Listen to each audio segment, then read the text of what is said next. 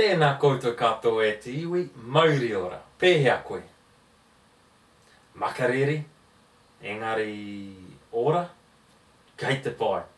Hei tēnei wiki e hoa mā, I want to share with you a quick prayer which I read in te Reo Māori, I tēnei wiki. And it may resonate with some. And in previous clips on karakia, we mentioned that every whānau has their own tikanga around karakia. This particular prayer is, I guess, Christian based. So if that tikanga fits for you and your whānau, then by all means, whakarongo mai. It sounds like this. E te atua kaha rawa. Whakatata mai ki au. Kia tutuki pai ai. Ngā kaupapa mō tēnei rā. Homai ki au. Tō hinengaro. Tō rangimārie. Tō māramatanga ki roto. I ēnei mahi uaua. Homai ki au. Tō arohanui. Mō ngā tāngata pōhara. Ngoikore. Rawakore. Kāore nei he huarahi pai.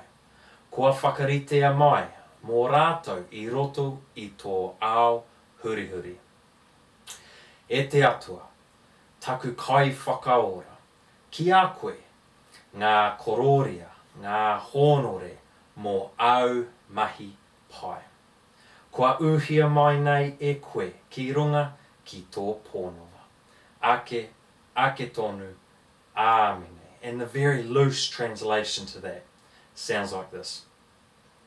Draw near to me, O Lord. When I lose my way, bring me back to your protective covering.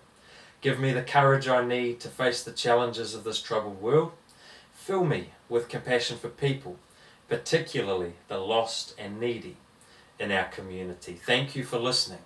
Yours is the honour and the power and the glory forever and ever. Amen. Now the credit for this prayer is in the description box below this video, as well as the prayer itself in te Reo Māori, in te Reo Pākehā. Short and sweet this clip e hoa mā.